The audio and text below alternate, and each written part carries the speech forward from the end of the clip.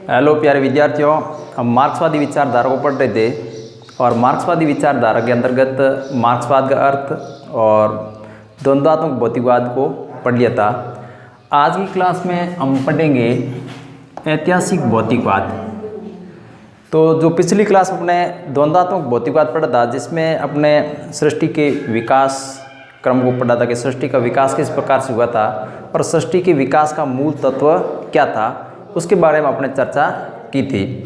और उसमें ये पढ़ा था कि मार्क्सवाद जो विचार है वो मार्क्सवाद है, वो इतिहास को वर्ग संघर्ष के रूप में देखता है। इतिहास में हमेशा वर्ग रहा है और उस वर्गों की वजह से हमेशा संघर्ष रहा है। तो उस चीज़ को अपने पिछली क्लास में पढ़ा था। जो आज की क्लास है उसमें अपन ऐतिहासिक भौतिकवाद पढ़ेंगे, जिसको अपन एक अन्य नाम आर्थिक नियतिवाद, आर्थिक नियतिवाद भी कहते हैं। इसको आर्थिक नियतिवाद, या इसको एक और नाम दें इतिहास की आर्थिक व्याख्या। इतिहास की आर्थिक व्याख्या, आर्थिक व्याख्या अलग अलग नाम है लेकिन सिद्धांत एक ही है। ऐतिहासिक भौतिकवाद को या इतिहास की आर्थिक व्याख्या को या आर्थिक नियतिवाद को। तो आज की जो क्लास है उसमें अपन इस पर चर्चा करने जाएंगे। तो प्यारे विद्यार्थियों, ऐतिहासिक भौतिकवाद ये जो सिद्धांत है, इसका जो मूल आधार है, यानी ये क्या समझाना चाह रहा है इसके माध्यम से, तो जो मार्क्स ये कह रहा है कि आज तक का जो मानव विकास हो सका है, मानव सभ्यता का जो विकास हुआ है, मानव सभ्यता के विकास का जो मूल आधार है वो आर्थिक तत्व है, न कि कोई महान व्यक्तित्व या कोई ईश्वरीय विचार या चेतना। मानव सभ्यता का जो भी विकास है, उस सभ्यता का जो मूल आधार है वो आर्थिक तत्व है, अन्य तत्व नहीं है। ये जो सामाजिक संबंध, जो राजनीतिक व्यवस्था, इन सब का जो आधार है ये आर्थिक है। इन आर्थिक व्यवस्था में बदलाव होने पर भी वो भी बदलाव या उसमें परिवर्तन आता है। तो इसमें देखो, एक चीज़ तो ये है कि ये मार्क्सवाद ये मानता है कि मानव सभ्यता का जो विकास है, मानव सभ्यता का विकास, मार्क्स मानव सभ्यता के विकास में मुख्य रूप से वो ये मानता है कि मानव सभ्यता का जो विकास है वो व्यक्ति, ईश्वरीय विचार या चेतना नहीं है, या चेतना नहीं। मार्क्स ये मानता है कि मानव सभ्यता का जो विकास है वो व्यक्ति, ईश्वरीय विचार या चेतना की वजह से नहीं है। मानव सभ्यता का जो विकास है वो सभ्यता का विकास में वो मानता है कि आर्थिक तत्व, आर्थिक या भौतिक तत्व, भौतिक तत्व। मेन बात ये है कि मानव सभ्यता के विकास में मार्क्स आर्थिक तत्व या भौतिक तत्व को महत्वपूर्ण स्थान देता है कि आर्थिक तत्व या भौतिक तत्व ये मानव सभ्यता का विकास इससे हुआ है, न कि ईश्वरीय विचार से या फिर व्यक्ति या चेतना से हुआ है। और ये जो इसके माध्यम से मार्क्स ये कहना चाह रहा है, ये जो आर्थिक संबंध है या जो आर्थिक तत्व है, आर्थिक तत्व या भौतिक तत्व, इस भौतिक तत्व यही सभ्यता के विकास, सभ्यता के विकास, सभ्यता का विकास का आधार यही है। यानी इस आर्थिक व्यवस्था में यदि बदलाव होता है तो अन्य जो सामाजिक या राजनीतिक व्यवस्था है उसमें भी बदलाव आता है। यानी आधार में परिवर्तन होगा तो अधिरचना में भी परिवर्तन होगा। तो ये जो ऐतिहासिक भौतिकवादी व्यवस्था है, इस सिद्धांत को मार्क्स ने समझाने के लिए आज तक का जो मानव विकास है, उस मानव विकास को मार्क्स ने 6 अवस्थाओं में बांटा है। और उसमें मार्क्स ये जो पहली जो 3 अवस्थाएं हैं वो 3 अवस्थाएं गुजर चुकी है, चौथी जो अवस्था है वो चल रही है और आगे वाली जो 2 अवस्थाएं वो आएगी। यानी मार्क्स ने इस ऐतिहासिक भौतिकवादी सिद्धांत को समझाने के लिए मानव, आज तक की जो मानव इतिहास है, मानव इतिहास या समाज का जो ये इतिहास है, इस इतिहास को 6 अवस्थाओं में बांटा है। 6 अवस्थाओं में, 6 अवस्थाओं में बांटा है। इन 6 अवस्थाओं में वो कह रहे हैं कि जो 3 अवस्थाएं वो तो पूर्ण हो चुकी है, गुजर चुकी है, और जो चौथी अवस्था है वो चल रही है, और जो 2 अवस्थाएं वो अलग। तो ये जो 6 अवस्थाएं थी, इसमें मार्क्स ने ये बताया है, ये जो पहली जो अवस्था थी आदिम साम्यवाद, आदिम साम्यवादी व्यवस्था, या इसको आदिम साम्यवाद युग। दूसरा जो युग या अवस्था मार्क्स ने कहा है कि आदिम साम्यवादी जो युग है उसके बाद में जो व्यवस्था आई वो दास युग आया, ये दूसरा। इसके बाद में दास युग के बाद में सामंतवादी युग, सामंतवादी युग, और इस सामंतवादी युग के बाद में पूंजीवादी व्यवस्था आई, पूंजीवादी युग। और जो पांचवी जो अवस्था थी उसका नाम दिया है सरवारा वर्ग का अधिनायकत्व।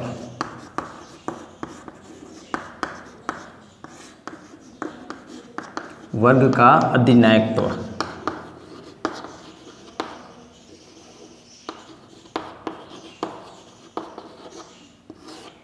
सरवारा वर्ग का अधिनायकत्ववादी व्यवस्था। और छठी जो अवस्था थी वो साम्यवाद, वर्गविहीन राज्यविहीन समाज, वर्गविहीन राज्यविहीन समाज।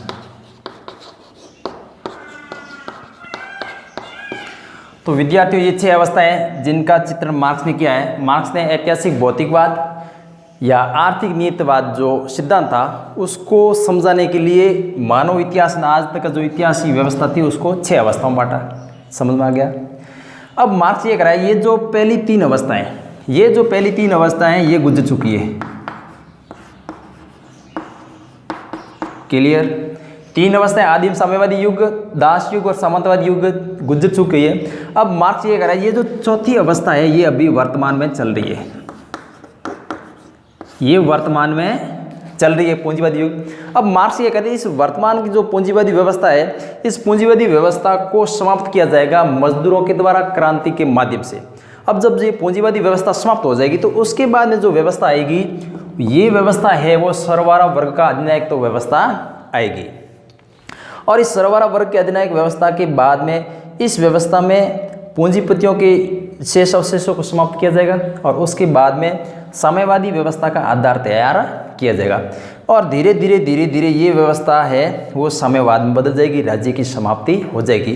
तो इसके ऊपर एक एक करके अपन चर्चा करते हैं। तो ये जो चीज़ थी इसको आप एक बार देख लें, फिर मैं हटा रहा हूँ कि ऐतिहासिक भौतिकवाद जो सिद्धांत है उसका जो मूल उद्देश्य वो ये करा है कि मार्क्स ने माना कि मानव सभ्यता का विकास, इतिहास जो भी है विकास है वो व्यक्ति ईश्वरीय चेतना नहीं है। मार्क्स सभ्यता के विकास में मानता है भौतिक तत्व, और वो ये कहता है कि आज तक जो समाज का विकास हो चुका है उस विकास में जो भी सामाजिक है, धार्मिक, सांस्कृतिक जो भी विकास हुआ है उस विकास में महत्वपूर्ण जो योगदान है वो किसका है? आर्थिक तत्व का। फिर इसने इसको समझाने के लिए 6 अवस्थाओं का चित्रण किया है। तो आइए अपन देखते हैं एक एक करके उन 6 अवस्थाओं को।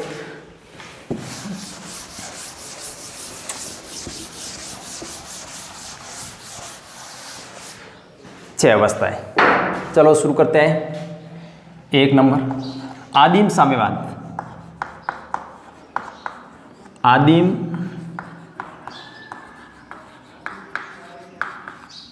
साम्यवादी युग। तो प्यारे विद्यार्थियों मार्क्स ये कह रहा है कि शुरुआत में साम्यवादी व्यवस्था थी। ये जो आदिम साम्यवादी युग है, आदिम जो साम्यवादी व्यवस्था है उस आदिम साम्यवादी व्यवस्था में व्यक्ति था वो सीधा सरल था। व्यक्ति के पास में संग्रह की प्रवृत्ति नहीं थी, व्यक्ति के पास में संपत्ति नहीं थी, और व्यक्ति जो अपनी आजीविका थी वो आजीविका कंदमूल खा करके, शिकार करके वो पूरी करता था वो, और उसके साथ साथ में वो प्राकृतिक अवस्था में रहता था। किसी भी प्रकार का कोई समाज नहीं था, किसी भी प्रकार का कोई वर्ग नहीं था, ये शांत अवस्था थी और कोई समस्या नहीं थी। न कोई वर्ग था, न शोषक वर्ग था, न शोषित वर्ग था, समतापूर्ण समाज था और व्यक्ति जो भी थे अपनी आवश्यकताएं प्रकृति से प्राप्त करते थे। ये जो आदिम साम्यवादी व्यवस्था थी, मार्क्स कहता है ये व्यवस्था ठीक है। इसके बाद में फिर धीरे धीरे जैसे जैसे विकास सभ्यता का होता गया वैसे वैसे वर्ग बनते गए। तो इस आदिम साम्यवादी व्यवस्था मार्क्स ये कराया कि जो मानव था, ये जो मानव है सरल स्वभाव का था, ठीक है न? मानव क्या था? सरल स्वभाव का था, सीधा साधा था।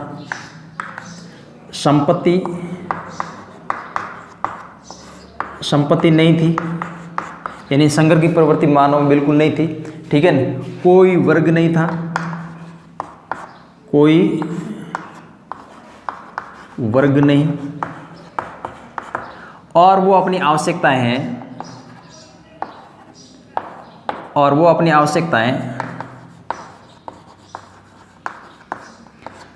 वो अपनी आवश्यकताओं की जो पूर्ति है, वो आवश्यकताओं की पूर्ति शिकार और कंदमूल खा करके करता था। शिकार और कंदमूल खा करके, यानी प्रकृति में। और सामाजिक जो व्यवस्था थी उसमें कोई वर्ग नहीं था, मतलब शांत सामाजिक व्यवस्था थी। इस आदिम साम्यवादी युग के बाद में, ये आदिम साम्यवादी व्यवस्था थी, इस आदिम साम्यवादी व्यवस्था के बाद में जो व्यवस्था आई, और वो व्यवस्था थी जिसको अपन ने 6 अवस्थाएं पढ़ी थी। इस आदिम साम्यवादी युग के बाद में धीरे धीरे क्या हुआ, इस आदिम साम्यवादी व्यवस्था में ये जो संपत्ति की संग्रह की भावना थी, लोगों ने अपने आप में धीरे धीरे क्या किया, संपत्ति को इकट्ठा करना शुरू कर दिया, पशुपालन करना शुरू कर दिया और खेती करना शुरू कर दिया। तो ये जो व्यवस्था थी आदिम साम्यवादी व्यवस्था, ये व्यवस्था बदल गई, और ये आदिम जो साम्यवादी व्यवस्था थी वो बदल करके किस में हो गई? दास युग में। अब दूसरी जो अवस्था मार्क्स बता रहा है वो है दास युग। अब मार्क्स ये कराए, आदिम साम्यवादी व्यवस्था के बाद में, उसके मतलब उत्तरार्ध के बाद में धीरे धीरे जैसे जैसे विकास होता गया, लोगों ने क्या किया? पशुपालन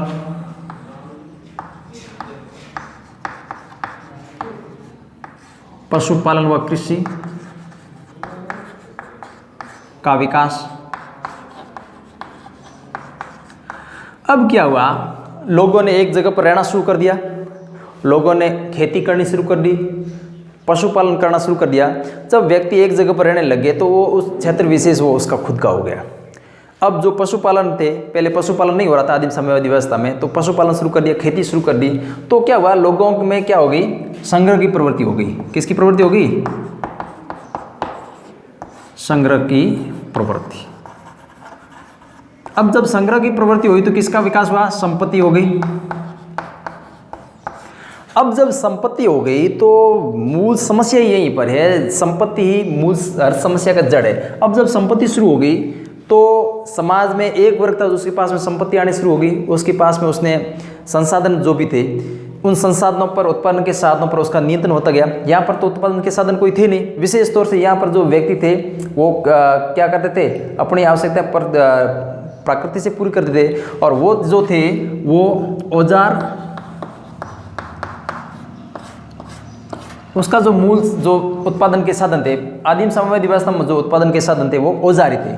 तो यहाँ जो ये थे, अब इस पर तो कोई समस्या थी नहीं, तो यहाँ जो संसाधन है जो उत्पादन के, ये जो पशुपालन और कृषि, तो दास युग में पशुपालन और कृषि ये उत्पादन के साधन है। इन उत्पादन के साधनों पर जिसका नियंत्रण हो गया वो तो हो गया क्या? संपत्तिवान, ताकतवर हो गया। और जिनका इनके उत्पादन के साधनों पर नियंत्रण नहीं था वो ताकतवर नहीं हुआ, क्योंकि वर्गों की उत्पत्ति या वर्ग तभी बढ़ते हैं जब जो भी उस सामाजिक व्यवस्था में उत्पादन के साधनों पर नियंत्रण स्थापित होता है। जिस वर्ग का उत्पादन के साधनों पर नियंत्रण स्थापित हो जाता है वो वर्ग संपत्तिशाली या ताकतवर वर्ग हो जाता है। तो इस आदिम साम्यवादी व्यवस्था में क्या हुआ? कृषि और पशुपालन, इसका विकास हुआ। तो आदिम साम्यवादी युग में कृषि और पशुपालन है, ये उत्पादन के साधन है। अब इन उत्पादन के साधनों पर जिन वर्ग का नियंत्रण हो गया वो वर्ग हो गया स्वामी। क्या हो गया? स्वामी। और दूसरे जो वर्ग थे वो हो गए दास। तो ये देखो, ये उत्पादन के साधन और इसमें वर्ग की उत्पत्ति, और समाज में 2 वर्ग बन गए, और एक वर्ग बन गया कौन सा?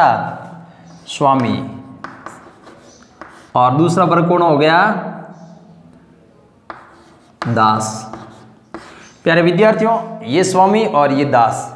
तो दास युग में समाज में वर्ग बन गए, क्योंकि मार्क्स हमेशा कहते आ रहे हैं कि आज तक का इतिहास है वर्ग संघर्ष का इतिहास है। इतिहास में हमेशा 2 वर्ग रहे हैं, और वो वर्ग एक शोषक और दूसरा शोषित। वर्गों के नाम अलग अलग हो सकते हैं लेकिन वर्ग दो ही होंगे, एक शोषक वर्ग और दूसरा शोषित।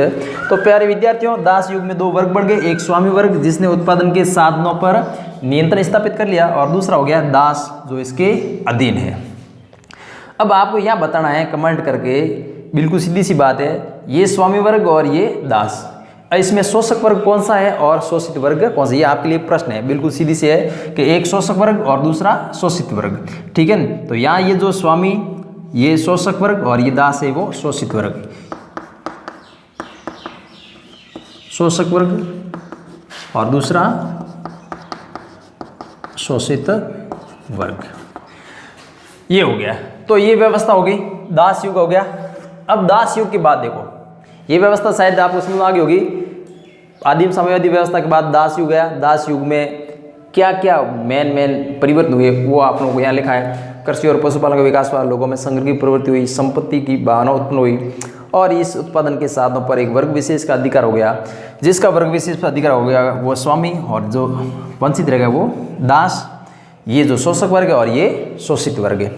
समझने में कई समस्या आ रहे हैं तो आप कमेंट करते रहना। अब अपन देखते हैं तीसरी व्यवस्था पर। अब दास युग के बाद आया सामंतवादी युग। सामंतवादी युग, देखो प्यारे विद्यार्थियों, दास युग का जैसे जैसे और ज्यादा विकास होता गया तो ये जो दास युग है वो धीरे धीरे सामंतवादी व्यवस्था में बदल गया। स्वामी और जो दास का जो संबंध था वो धीरे धीरे किस में बदल गया, सामंत और किसान में। अब क्या हुआ, लोगों ने जो व्यवस्था थी उस व्यवस्था में जो दास युग में जो स्वामी वर्ग था और उस वर्ग ने धीरे धीरे अपनी संपत्ति बढ़ाई, भूमि पर ज़्यादा अधिकार किया, ठीक है। और उस व्यवस्था के अंतर्गत वो अपने आप में सामंत बन गया, यानी वो उसने अपना जो एरिया था, उससे अपना जो प्रभाव था, अपनी जो ताकत थी उसको उसने और विस्तार किया। अब जब वो और अधिक जमीन का मालिक बन के बैठ गया तो वो हो गया सामंत। क्या हो गया, सामंत। तो ये जो सामंतवादी व्यवस्था है, इस सामंतवादी व्यवस्था में भी वर्ग बने। सामंतवादी व्यवस्था, इस सामंतवादी व्यवस्था में भी दो वर्ग बने। कौन कौन से, देखो सीधी सी बात है, इसमें भी दो वर्ग है। एक वर्ग है सामंत और दूसरा वर्ग है किसान। वर्ग तो होंगे, एक शोषक होगा दूसरा शोषित, कोई दिक्कत नहीं है। अब यहाँ शोषक था स्वामी तो यहाँ शोषक हो गया सामंत, बस वर्ग तो है ही, नाम चेंज हो गए, शोषक वर्ग। अब यहाँ दास युग में जो शोषित वर्ग था वो दास था तो यहाँ शोषित वर्ग हो गया क्या, किसान, शोषित वर्ग। अब प्यारे विद्यार्थियों, एक बात तो आपको समझ में आनी शुरू होगी कि शोषक वर्ग क्या होता है और शोषित वर्ग क्या होता है, क्योंकि ऐसे सवाल आएंगे कि दास युग में दो वर्ग थे, शोषक वर्ग कौन सा था, शोषित वर्ग कौन सा था। सामंतवादी व्यवस्था में दो वर्ग थे, उसमें कौन था, पूंजीवादी व्यवस्था में कौन थे। तीनों व्यवस्था में, दास व्यवस्था, सामंतवादी व्यवस्था और पूंजीवादी व्यवस्था, इन तीनों व्यवस्था में आपको दो वर्ग मिलेंगे, एक शोषक वर्ग और दूसरा शोषित वर्ग। ये याद रखना बहुत जरूरी है। दास युग में स्वामी और दास, सामंतवादी व्यवस्था में सामंत और किसान, और जो आगे पूंजीवादी व्यवस्था है उसके ऊपर चर्चा करेंगे, पूंजीवादी व्यवस्था में पूंजीपति और मजदूर। तो इस प्रकार की जो व्यवस्था है, तो सामंतवादी व्यवस्था, उस सामंतवादी व्यवस्था में सामंतों का जो व्यवस्था थी, जमीन के मालिक सामंत थे। अब जो किसान थे उन किसानों को अपनी आजीविका का निर्वाह करने के लिए सामंतों के पास में खेती करनी पड़ती। अब उसके बदले में सामंत उसको जीवित निर्वाह के लिए अनाज देता, बाकी वो अनाज सामंत के पास में रहते, कहना कि मतलब किसानों का शोषण होता था। यानी यहाँ पर भी वर्ग है, ठीक है, यहाँ पर भी सभ्यता का और ज़्यादा विकास हो रहा है। संपत्ति, जो दास युग में जो संपत्ति व्यवस्था थी वो और आज ज़्यादा बढ़ी। अब यहाँ जो साधन है, यहाँ जो उत्पादन के जो भी संसाधन है वो पशुपालन और कृषि, इसका और ज़्यादा विकास होता गया, ठीक है। यहाँ जो सीमित मात्रा में हो रहा था उसका और ज़्यादा, कहना है कि मतलब ये जो व्यवस्था थी इस व्यवस्था का और ज़्यादा विकास हुआ। तो ये व्यवस्था परिवर्तित होकर के सामंतवादी व्यवस्था में बदली, क्योंकि जो यहाँ पशुपालन और कृषि पर जिनका अधिकार था उनका जो एरिया था या उसका जो विस्तार था वो और ज़्यादा हुआ, तो वो सामंत बन गए, ठीक है। और सामंतवादी व्यवस्था में क्या होता है, आपने इतिहास में पढ़ा होगा, सामंतवादी व्यवस्था में जो राजा होता है, राजा है वो कुछ व्यक्तियों को अपनी जो भी साम्राज्य उसका एक एक भाग उनको सौंप देता है और वो वहाँ के सामंत माने जाते हैं और उसको राजा को कर देना पड़ता है और वो जो सामंत है वो किसानों से कर संग्रहित करता है। तो ये जो सामंतवादी व्यवस्था होती है, तो ये जो व्यवस्था होगी। अब इस सामंतवादी व्यवस्था के बाद में यदि अपन देखें चौथी जो व्यवस्था, ये तीन व्यवस्था मार्क्स ने कहा था गुजर चुकी है। अब इस सामंतवादी व्यवस्था के बाद में चौथी जो व्यवस्था आती है वो आती है पूंजीवादी, पूंजीवादी युग। अब यहाँ थोड़ा सा परिवर्तन होता है विद्यार्थियों। यहाँ जो व्यवस्था थी अब तक जो था उद्योग धंधों की स्थापना नहीं हुई है, अभी जो व्यवस्था है वो ज़्यादा परिवर्तित नहीं हुई है, वर्ग तो बढ़ने शुरू हो गए। अब जो 18वीं शताब्दी है, 18वीं शताब्दी के बाद में यानी 18वीं शताब्दी के उत्तरार्ध में औद्योगिक क्रांति हुई। अब चूंकि औद्योगिक जब क्रांति हुई तो औद्योगिक क्रांति के वजह से उद्योग धंधों का विकास हुआ, उद्योग धंधों की संख्या बढ़ी। जब उद्योग धंधों की संख्या बढ़ी है तो आप लोगों को ये ध्यान है कि उद्योग धंधों की जब संख्या बढ़ेगी तो उसमें पूंजीपति बढ़ेंगे, पूंजीपतियों का विकास हुआ, पूंजीपतियों की संख्या बढ़ी। अब जब पूंजीपति हो गए, बहुत सारे उद्योग धंधे हो गए, तब उन उद्योग धंधों में काम करने के लिए आवश्यकता पड़ी, किनकी? मजदूरों की आवश्यकता पड़ी। अब जब मजदूरों की जो आवश्यकता पड़ी, क्योंकि सब तो पूंजीपति बन नहीं सकते हैं, अब जब सब पूंजीपति नहीं बन सकते हैं, उद्योग धंधों का लगातार विस्तार होता जा रहा है औद्योगिक क्रांति की वजह से, तो फिर उनके लिए काम करने के लिए मजदूरों को आना पड़ा, मजदूरों को भी अपनी जीविका निर्वाह करना है। तो ये जो व्यवस्था थी, इस व्यवस्था में क्या हुआ, एक बात तो ये किसका विकास हुआ, यानी औद्योगिक क्रांति हुई, औद्योगिक क्रांति। औद्योगिक क्रांति के फलस्वरूप किनका विकास हुआ बताइए? उद्योग धंधों का। अब यदि आपको समझ में आ रखा है तो आप वीडियो के कमेंट में लिखें कि ये जो पूंजीवादी व्यवस्था थी, इस पूंजीवादी व्यवस्था में दो वर्ग कौन से बन सकते हैं, उसमें शोषक वर्ग कौन सा और शोषित वर्ग कौन सा, ये मैं नहीं बताऊंगा, आप अभी कमेंट करके बताएं कि पूंजीवादी व्यवस्था में भी दो वर्ग बने, उसमें एक वर्ग कौन सा था और दूसरा वर्ग, शोषक वर्ग कौन सा था और शोषित वर्ग कौन सा था, उसको आप कमेंट करके बताएं। तो उद्योग धंधों का विकास हुआ, औद्योगिक क्रांति, औद्योगिक क्रांति से उद्योग धंधों का विकास। अब जब उद्योग धंधों का विकास हुआ तो पूंजीपति बढ़े,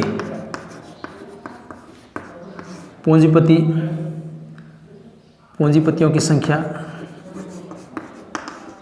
बढ़ी, उसके साथ साथ में मजदूरों की भी आवश्यकता हुई। जब पूंजीपतियों की संख्या बढ़ी और मजदूरों की जब आवश्यकता पड़ी तो इसमें जो व्यवस्था है, इसको अपन आगे देखते हैं। इस जो व्यवस्था है, इस व्यवस्था के अंतर्गत यहाँ पर ये सेम अपन आगे देख रहे हैं, पूंजीवादी व्यवस्था ये। अब उद्योग धंधों का विकास हो रहा है तो इस पूंजीवादी व्यवस्था में भी वर्ग बने, दो वर्ग, एक शोषक और एक शोषित। अब तक आपने कमेंट कर दिया होगा, नहीं तो अभी तक आप कर लें, शोषक वर्ग कौन सा था और शोषित वर्ग कौन सा था, फिर चेक कर लें। ये जो एक वर्ग है, एक वर्ग बना पूंजीपति वर्ग, जल्दी करके कमेंट करें, पूंजीपति वर्ग, और दूसरा मजदूर। अभी भी आप बता सकते हैं शोषक वर्ग कौन सा और शोषित वर्ग कौन सा है। ये है शोषक और ये शोषित।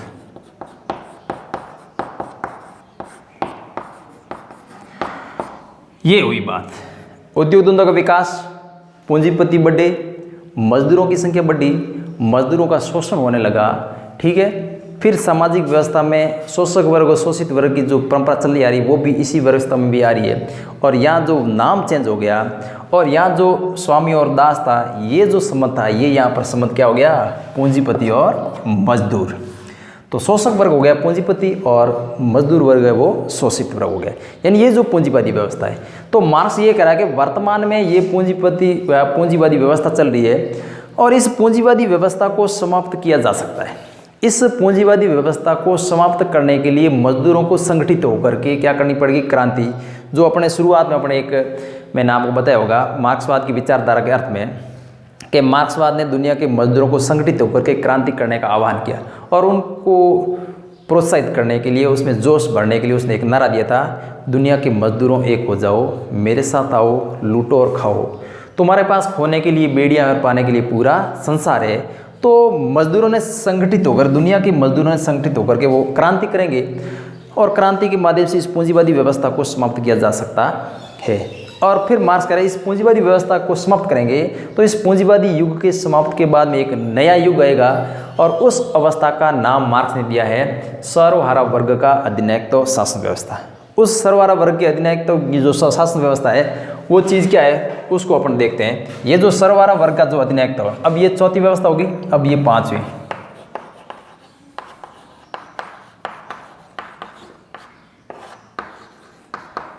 सर्वहारा वर्ग का अधिनायक, सर्वहारा वर्ग का अधिनायकत्व शासन या उसका युग। अब ये आएगा कैसे? तो सर्वहारा वर्ग के अधिनायकत्व की जो व्यवस्था है उस अवस्था में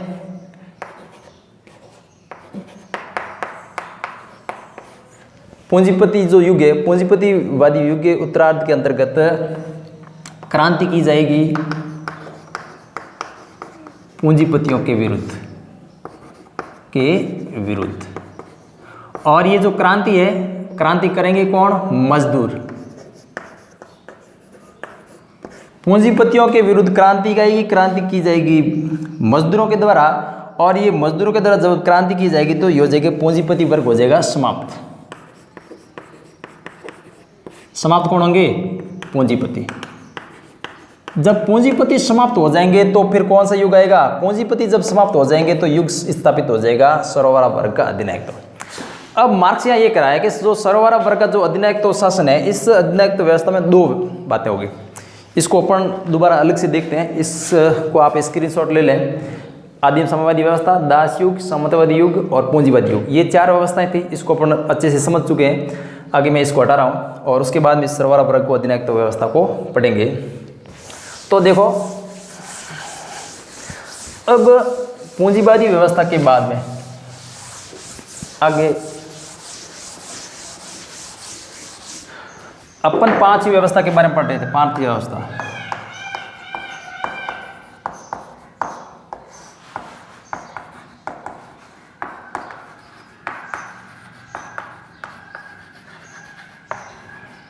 सर्वहारा वर्ग का अधिनायकत्व, ये चीज अपन पढ़ ली थी। क्रांति के बाद पूंजीवाद समाप्त और पूंजीवाद समाप्त के बाद में सर्वहारा वर्ग का अधिनायकत्व। अब यहाँ आपको ये समझना, मार्क्सवाद या मार्क्स ये कह रहा है कि जब सर्वहारा वर्ग का अधिनायकत्व स्थापित हो जाएगा तो उसमें क्या किया जाएगा। इसमें विशेष तौर से दो बातें। सर्वहारा वर्ग के अधिनायकत्व की जो व्यवस्था है इसमें दो काम होंगे। एक तो काम ये होगा, पूंजीपतियों के शेष अवशेष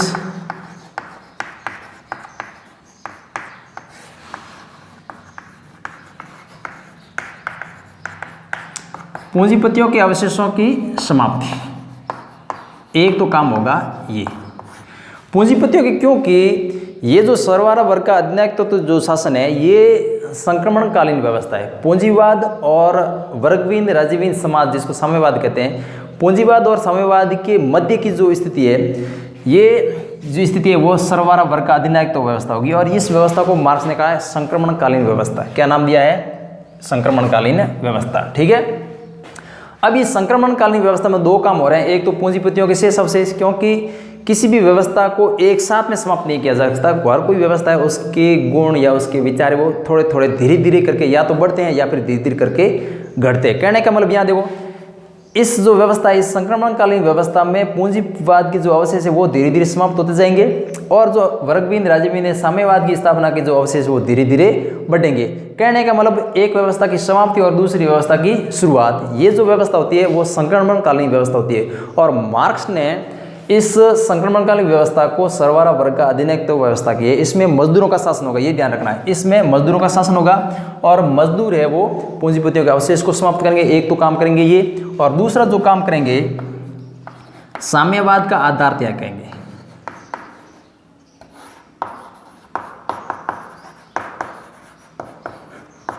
साम्यवाद का आधार तैयार करेंगे।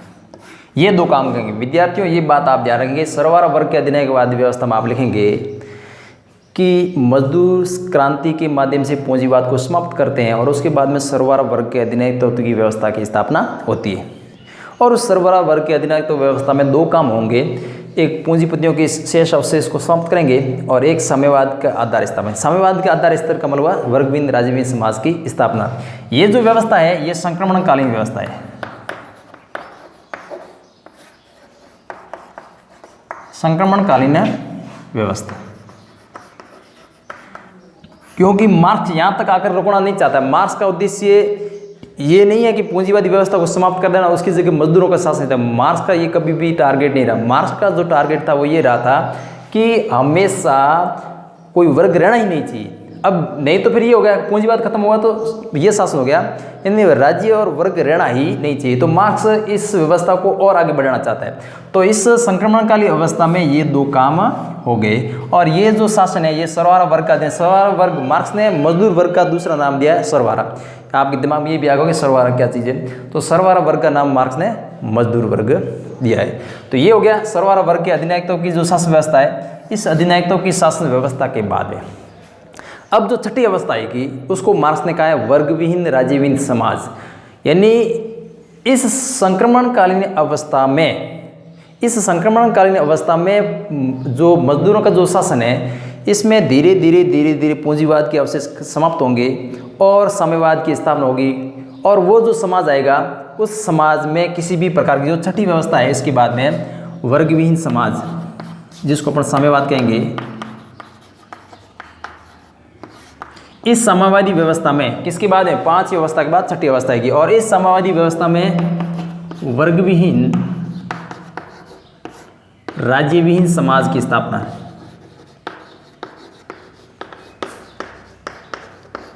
मार्क्स कहता है इस अवस्था में कोई वर्ग नहीं होगा, राज्य धीरे धीरे समाप्त हो जाएगा और समाज में समतापूर्ण समाज की स्थापना होगी। कोई वर्ग नहीं होंगे, सब इक्वल होंगे, कोई किसी का शोषक या शोषित वर्ग नहीं होगा।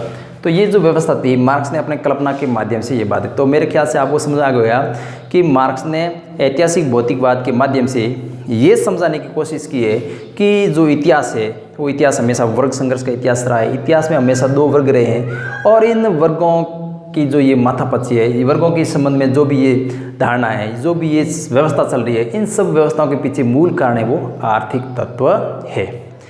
तो मार्क्स इन आर्थिक तत्वों के माध्यम से, इस व्यवस्था के माध्यम से पूंजीवाद को समाप्त करके साम्यवाद लाना चाहता है। हालांकि ये अलग बात है कि ये पूर्ण रूप से सफल नहीं हो पाए, यानी वर्तमान तक भी वर्गविहीन साम्यवाद की कल्पना अपन कर ही नहीं सकते।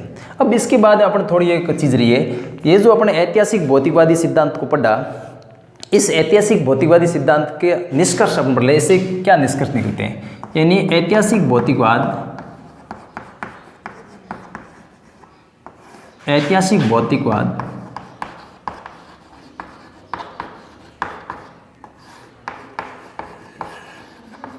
सिद्धांत के निष्कर्ष,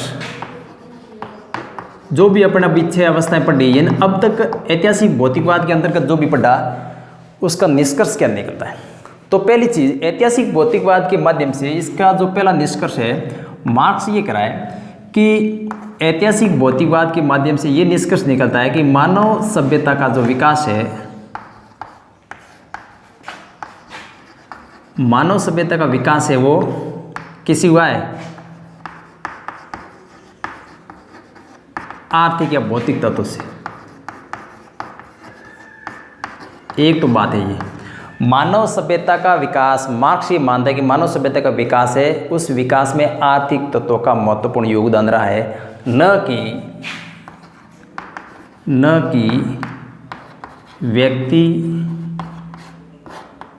मान व्यक्तित्व,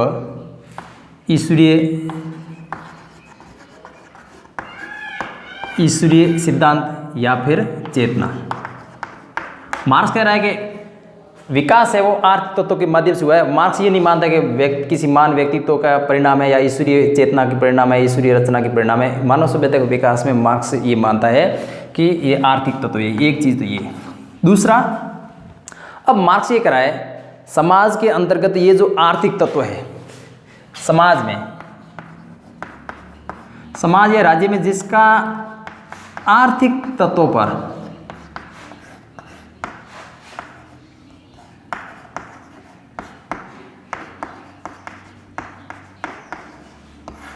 जिनका आर्थिक तत्वों पर नियंत्रण रहता है प्यारे विद्यार्थियों, वही सामाजिक और राजनीतिक व्यवस्था पर उसका नियंत्रण। ये शाश्वत सत्य है। कहीं पर भी वर्तमान व्यवस्था में भी देख लो या इतिहास को उठाकर देख लो, जब जब या जिन जिन लोगों या जिन जिन वर्गों का समाज के उत्पादन के साधनों या आर्थिक तत्वों पर जिनका अस्तित्व रहा है या आर्थिक तो जिसके नियंत्रण में रहे हैं, जिसके पास में आर्थिक शक्ति थी, उन्हीं के पास में अन्य सामाजिक और राजनीतिक व्यवस्था थी। ये सत्य है। और मार्क्स भी ये मानता है कि जिनके पास में समाज में जिनके पास में आर्थिक तत्व है, जिनका समाज में आर्थिक तत्वों पर नियंत्रण है, जिसके पास में आर्थिक शक्ति है, वही सामाजिक और राजनीतिक व्यवस्था को पर नियंत्रण रहता है। तो ये ध्यान रखना है। सामाजिक ऐतिहासिक भौतिकवाद से ये निष्कर्ष निकलता है कि समाज में जिनके पास में आर्थिक शक्ति है, वही सामाजिक और राजनीतिक शक्ति का नियंत्रण करता है, उन्हीं के पास में अन्य प्रकार की व्यवस्थाओं का नियंत्रण रहता है। वर्तमान में भी यदि देख लो कि जो भी सत्ता परिवर्तन है, जिसके पास में शक्ति है, ठीक है, जो ताकतवर लोग हैं, उन्हीं के पास में अन्य व्यवस्थाओं का नियंत्रण रहता है। तो ऐतिहासिक भौतिकवाद से दूसरा निष्कर्ष ये निकलता है कि जिसके पास में आर्थिक शक्ति, उसी के पास में अन्य सामाजिक और राजनीतिक शक्ति। अब तीसरा निष्कर्ष ये निकलता है इसी से जुड़ता हुआ, जैसे जैसे आर्थिक व्यवस्था में परिवर्तन होगा वैसे वैसे अन्य में, या इसको अपन यूँ कह सकते हैं, मार्क्स ने कहा कि आधार में परिवर्तन होने पर अधिरचना में, यानी कहने का मतलब होगा मूल व्यवस्था में जब परिवर्तन होगा तो उस मूल व्यवस्था के ऊपर जो अन्य व्यवस्थाएं प्रभावित है वो भी होगी। सामान्य यूँ देख ले, जैसे ये भवन है, इस भवन की यदि आधार है वो नींव है, अब नींव जब कमज़ोर हो जाए तो इसका मतलब इसके ऊपर ये जो बना हुआ है दीवारें वगैरह, ये इसकी अधिरचना है, तो इसमें भी परिवर्तन होगा। बिल्कुल साधारण सी बात है, नींव कमज़ोर होगी, आधार कमज़ोर हो गया तो ऊपर की व्यवस्था पर भी प्रभाव पड़ेगा।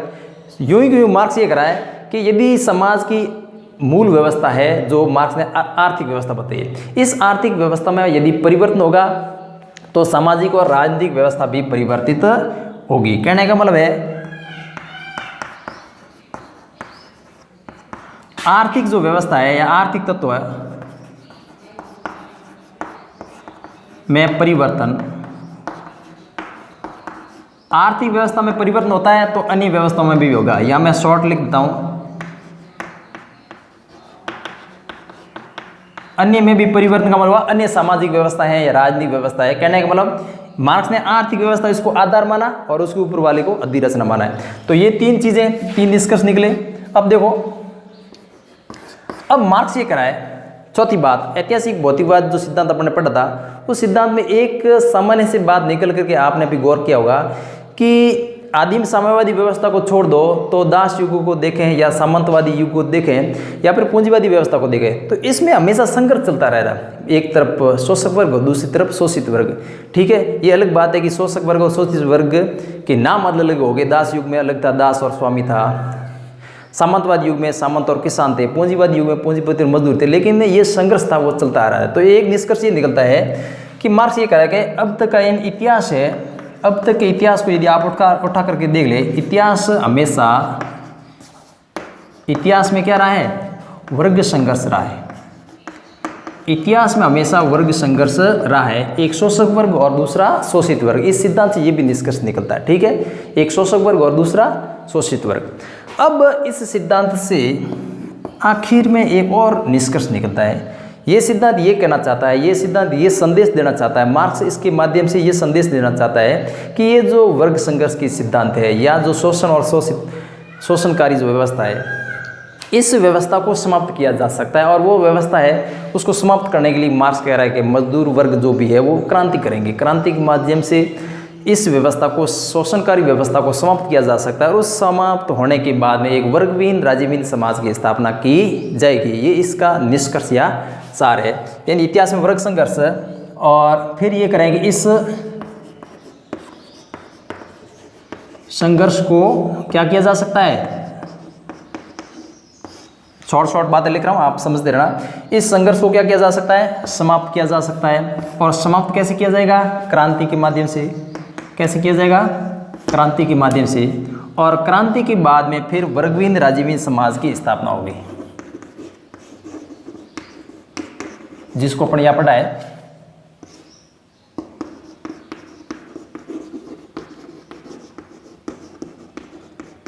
ये इसका निष्कर्ष है। तो प्यारे विद्यार्थियों, आज की जो क्लास थी थोड़ी लंबी भली हो गई है, क्योंकि ये जो सिद्धांत था काफ़ी लंबा सिद्धांत था और इसके ऊपर बिल्कुल गहराई से अपन ने पढ़ने की कोशिश की साधारण सी भाषा में।